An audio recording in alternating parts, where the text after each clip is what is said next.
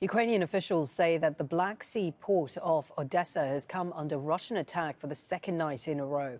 The regional governor says that air defense systems were engaged to repel the airstrikes. The port is a key route for Ukraine's grain exports. The latest attacks come after Moscow pledged retaliation following a blast on the Kerch Strait bridge linking Russia to Crimea.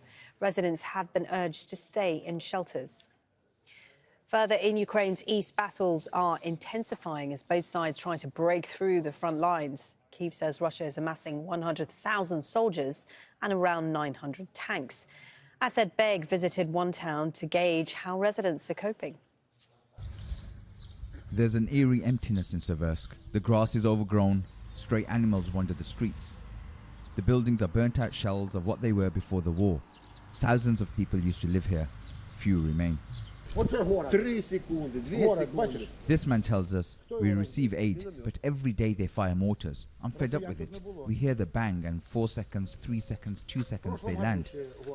Despite the sounds of the shells firing and landing, people gather to enjoy what they can of the summer days.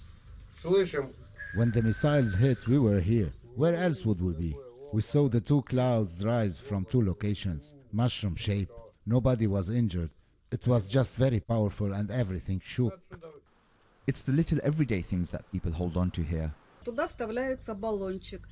I have a small gas stove and a small canister. That's how I heat the water. I put the coffee, sugar, and some special spices, cinnamon, and it has a good smell.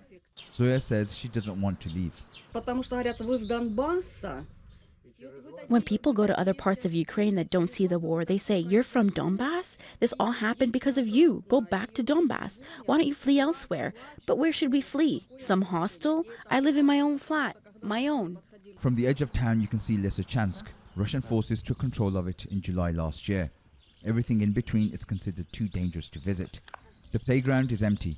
There are no children left. And just like that, the afternoon peace is shattered. Gunfire can be heard as Ukrainian soldiers attempt to shoot down a drone. When you visit these towns and villages along the front line, you ask yourself what's left of these places. Yes, they're a position on a map and may hold some strategic significance, but most of the buildings here have either been destroyed or damaged, and most people have left.